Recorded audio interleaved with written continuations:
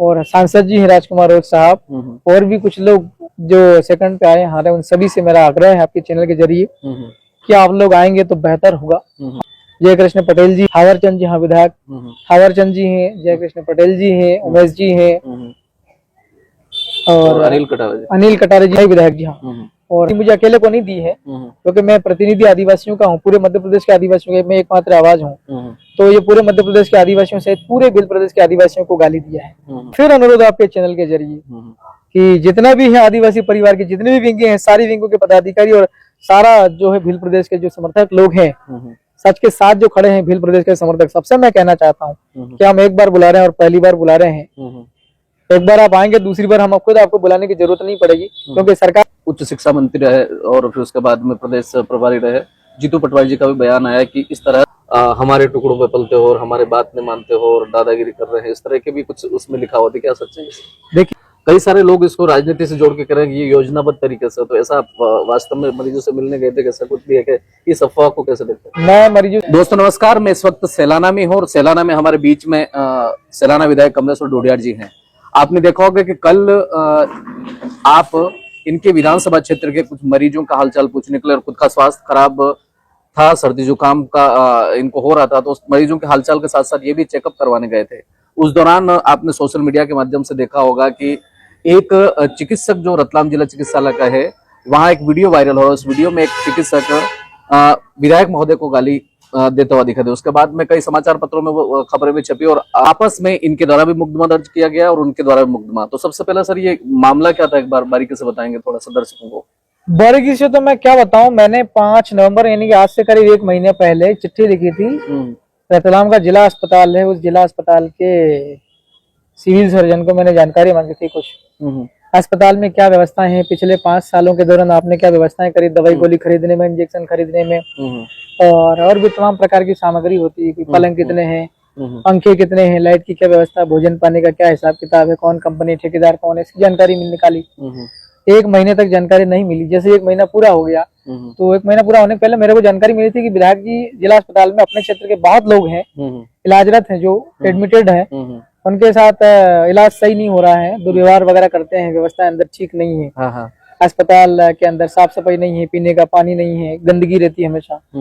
मैं देखा हूँ अस्पताल के अंदर में देखा तो वहाँ वाकई में बहुत गड़बड़ियां थी, बहुत अव्यवस्थाएं थी उसको लेकर के। और 1-2 डॉक्टर से मैंने फोन पर बात भी करी, और फिर मेरा खुद का भी स्वास्थ्य खराब था, तो मैं इमरजेंसी वार्ड में गया था अपना खुद का इलाज करवाने के लिए।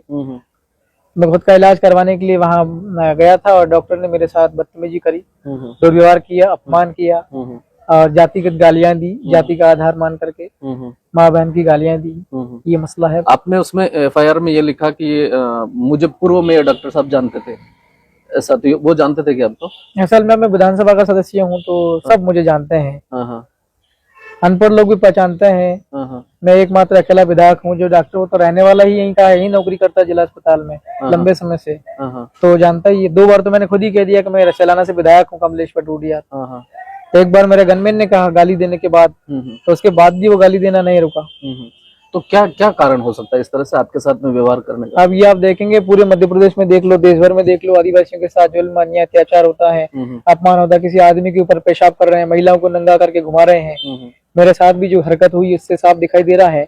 जब मैं एक विधानसभा सदस्य हूँ, विधायक हूँ, उसके बाद भी ऐसा कर रहे हैं, तो ये मान के चलो कि मनुवादी सोच के जो लोग होते हैं, ये लोग जो बाकी आदिवासी लोग हैं उनके साथ कितना दुर्व्यवहार करते होंगे, क्या लेवल होगा उसका दुर्व्यवहार। उनके द्वारा भी रिपोर्ट लिखवाई, उसमें उनका ये कहना है कि इन्होंने आ करके आते सबसे पहले बदतमीजी की और कैमरे के साथ छेड़छाड़ की, और उनकी तरफ से भी ऐसा। तो इसमें क्या सच्चाई? मध्य प्रदेश सहित पूरे भारत के तमाम प्रकार की जेलों में बहुत बड़ी तादाद में आदिवासी लोगों को जेल में खड़ा हुआ, झूठे मुकदमे आदिवासियों के ऊपर डाले जाते हैं, और आदिवासियों को जेलों में बंद करके और जमीनें हड़प लेना या महिलाओं के साथ दुर्व्यवहार करना, लोगों को जेल में डलवा करके। तो मेरे साथ भी इसी प्रकार से कोशिश की है झूठा मुकदमा डालने की। साफ साफ दिखाई दे रहा है इसमें कि आरोपी कौन है, मेरे खिलाफ झूठा मुकदमा दर्ज किया है।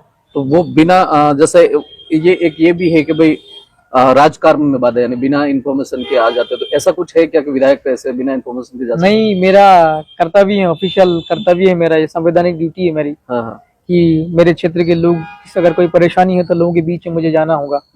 मैं सरकार और जनता के बीच का हिस्सा हूँ, मैं जनता और प्रशासन के बीच का हिस्सा हूँ। जनता की समस्या सुनने के लिए मुझे जनता के पास जाना होता है, उनका समाधान करवाने के लिए मुझे प्रशासन के पास जाना होता है, उनसे बात करनी होती, लिखना होता है मुझे प्रशासन को, और सरकार को भी मुझे लिखना होता है, बात करनी होती है। मैं बीच का व्यक्ति हूँ और मेरी ड्यूटी है जी अस्पताल में जाना और समस्या देखना, अव्यवस्थाओं को दूर करना, ये मेरी ड्यूटी है। मैं अपनी ड्यूटी कर रहा था और ये भी एक प्रकार का शासकीय कार्य ही है। मैं शासन का हिस्सा हूँ, विधायक हूँ मैं, तो मेरे ड्यूटी का निर्वहन करने के दौरान बाधा पहुंचाई है, ये एक प्रकार से शासन कार्य में बाधा है। कई सारे लोग आपके समर्थक लिख रहे हैं कि डॉक्टर साहब तो कुर्सी पर बैठ करके मुकदमा दर्ज करवा रहे हैं और आप जमीन पर आपको बैठना पड़ रहा है, तो इसको कैसे देखते हैं? अब ये वैसे ही है कि मैं अकेला पढ़ रहा हूँ अभी, इसलिए इस प्रकार का व्यवहार हो रहा है। मुझे खुद विधायक होने के बाद भी नीचे बैठना पड़ रहा है, तो आम जनता के साथ कैसा व्यवहार होता होगा? क्या उनकी एफआईआर लिखी जाती होगी क्या? अगर आप कोई उनके साथ में जाति कर रहा है, अपराध कर रहा है, जमीनें छीन रहा, मारपीट कर रहा, हमले कर रहा है, तो उनकी एफआईआर क्या लिखी जाती होगी? ये सोचने का विषय है।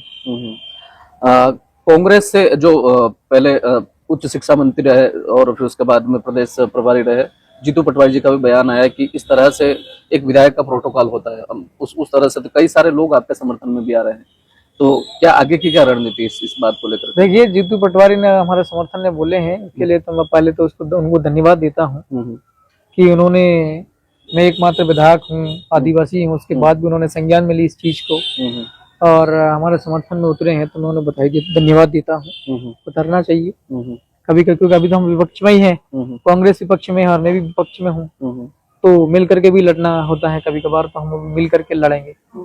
कुछ दिन पहले तो आपने हॉस्टल के लिए रैली निकाली और फिर सबको सारा मुख्यमंत्री जी को भी धन्यवाद दिया आपने, कश्यप साहब को भी, सबको दिया, लेकिन अचानक फिर ये इस तरह का मैटर, तो कैसे राजनीति में इस तरह के उतार चढ़ाव को कैसे देखते? नहीं, असल में ये है कि वो जो लड़कियों वाला मसला था, अगर मान लीजिए 13 लड़कियां थी ऐसा कहना, कुछ और भी बच्चे ऐसे निकले थे, करीब 20 एक बच्चे हैं जिनको एग्जाम देने का मौका मिला, उसको लेकर के हमारे साथियों ने संघर्ष किया है, तो मैंने साथियों को बधाई दी और उनको धन्यवाद दिया।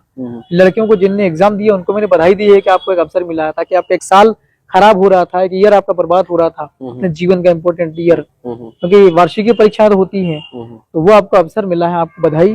और जो हमारे साथ में बैठे थे धरने पर, करीब 100 लोग थे हम लोग, पूरी रात भर हम आधी रात बैठे रहे, 12 बजे तक, इतनी कड़ाके की ठंड में। भोजन भी हमने वहीं, जहाँ कलेक्टर की गाड़ी खड़ी थी वहाँ धूल कचरा हुआ था, वहीं हमने बैठ के खाया। तो मैंने उन लोगों को धन्यवाद दिया कि आप लोग सब संघर्ष हमारा किया है, और ये निर्णय जो हुआ शासन से हुआ है, इसलिए मैंने कहा मुख्यमंत्री को और मंत्री को, तुम्हें भी धन्यवाद कि तुम लोगों ने हमारी बात को सुन लिया और सुन करके उसने डिसीजन लिया। वो चीज कलेक्टर के हाथ में नहीं थी, इसलिए मैंने उन्हें धन्यवाद दिया। एक उस मीडिया में एक और बात चर्चा कर ये चल रही है, आपने उस आवेदन में उन्होंने लिखा कि जाति सूचक शब्दों का, कि तुम हमारे टुकड़ों पे पलते हो और हमारे बात नहीं मानते हो और दादागिरी कर रहे हैं, इस तरह के भी कुछ उसमें लिखा होता है, क्या सच है? देखिए, कोई आदमी चोरी करता है तो जब पुलिस के पास जाता है तो वो ये नहीं कहेगा कि मैंने चोरी करी, तो वो बचने की कोशिश कर रहा है।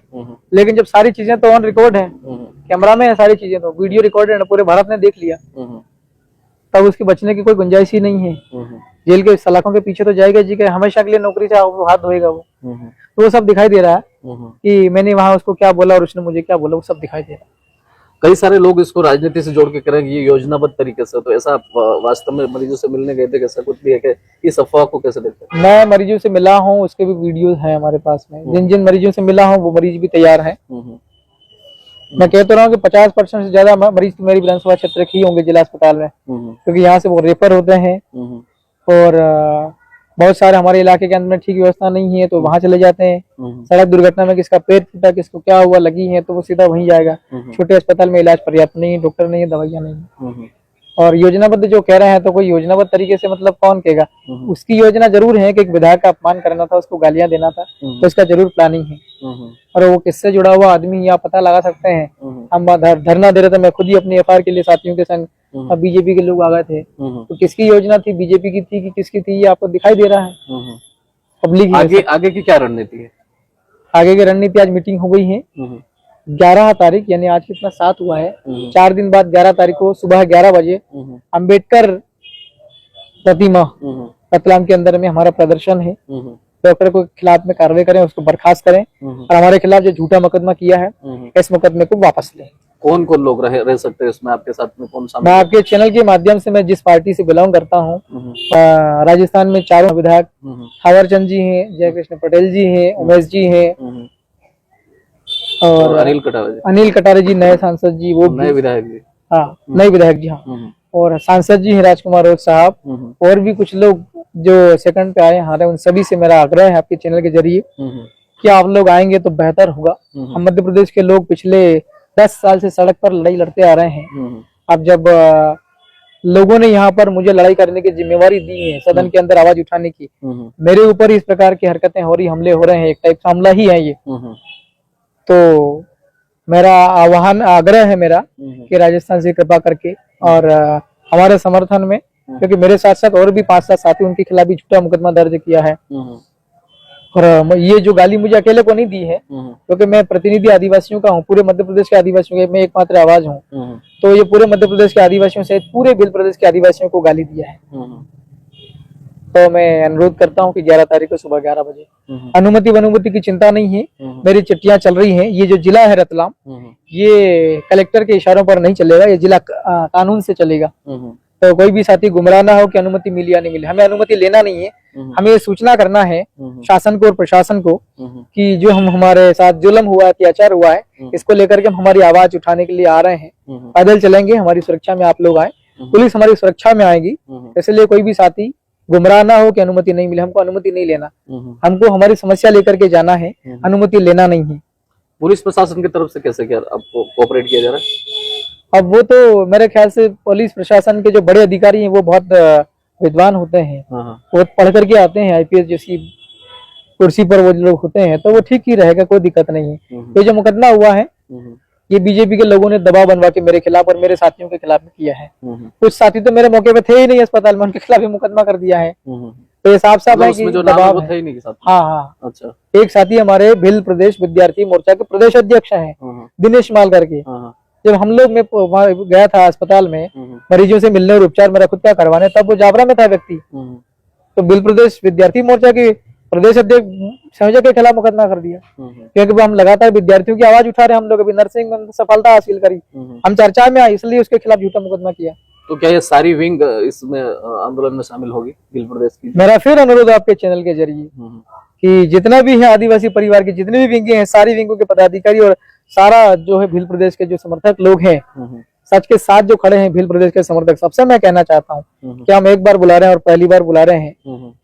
एक बार आप आएंगे, दूसरी बार हम खुद आपको बुलाने की जरूरत नहीं पड़ेगी, क्योंकि सरकार और प्रशासन और ये जो लोग हैं, मनुवादी लोग, षड्यंत्र रचते हैं, इस प्रकार के लोग सुधर जाएंगे। इसलिए हम लोग एक बार आपको आह्वान करते हैं। बहुत बहुत धन्यवाद दर्शकों। तो ये थे कमलेश्वर डोडियार जी, और जो अस्पताल की डॉक्टर और विधायक जी के बीच की जो वो वीडियो वायरल हो, उस वायरल वीडियो के संबंध में हमने इनसे सारी वार्तालाप की, और आगे की रणनीति को लेकर के ये जो अफवाहें चल रही थी उन अफवाहों को लेकर के हमने बातचीत की। और जैसा इन्होंने बताया कि 11 तारीख को इनकी पार्टी के और इनके तमाम विंगों को लेकर के धरने की बात कर रहे हैं। तो हमारी बातचीत में आपके विचार रखते हैं, इस घटना को लेकर के भी आपके क्या सवाल है हमारे कमेंट बॉक्स में जरूर लिखें, और चैनल पर नए तो सब्सक्राइब जरूर करें। बहुत बहुत धन्यवाद सर।